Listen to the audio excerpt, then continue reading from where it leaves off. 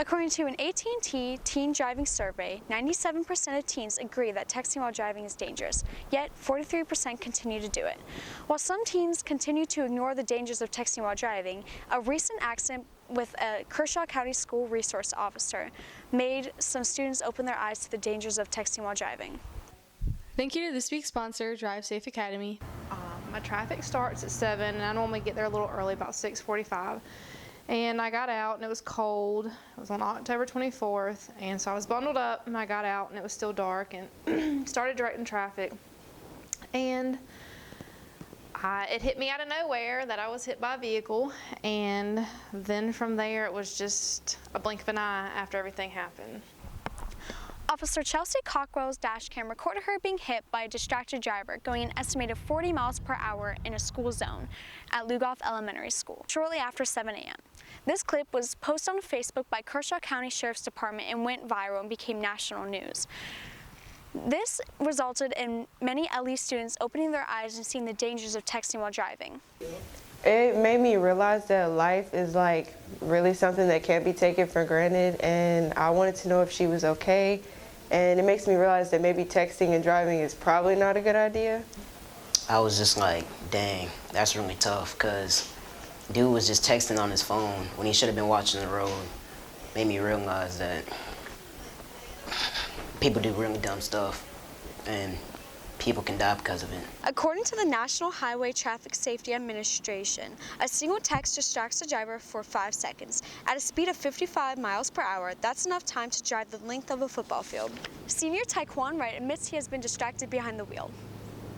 I was on FaceTime one time, and I was I was looking at my phone, and I look up, and there's like a traffic stop, and I swerve in the other lane, and I hit the brakes and passed the truck in front of me.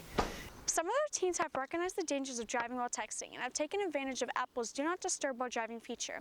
This allows the iPhone to turn off all messages, including calls, text messages, app notifications, while in a moving vehicle. I do put Do Not Disturb on my phone while driving because it can be very dangerous while you're driving if you don't have it on, because then you're like, oh, who's texting me, you know? Some parents also use apps to monitor their teens' cell phone use while driving and to monitor their teens' location. One of these apps is Live 360. They have it so they can feel more safe about where I'm going and they know I made it there, stuff like that. Under the current law enforcement officers can write a ticket to any driver that admits to driving while texting. This can result in a $25 fine. Some don't believe this is enough. South Carolina lawmakers are considering a hands-free act. This act will make it illegal to use any telecommunications device while driving. As the Sheriff's Department waits for the law to be passed, they're choosing to set an example on driving while texting. So we're gonna lead the way. We're gonna set the example by showing that, hey, we are not going to be operating phones while we're driving down the road, and we expect the public to follow that lead. Bowen says the accident involving Officer Cockrell opened his eyes to how serious the issue actually is. That was somebody being just reckless driving around and could have taken that deputy's life. So it was a real eye-opener for me, too. A month after the accident, at the time of our interview, Officer Cockrell was still out of work. She's using this opportunity to warn others about the dangers while driving and texting. It's almost been a month, so of course just sitting at home while I heal because of one person's careless mistake.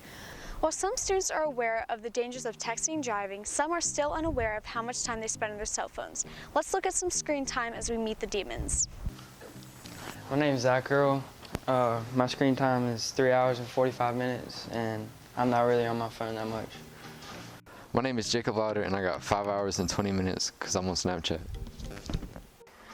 I'm Ariana Martin, and my screen time is 5 hours and 34 minutes, and that's because don't nobody be texting me.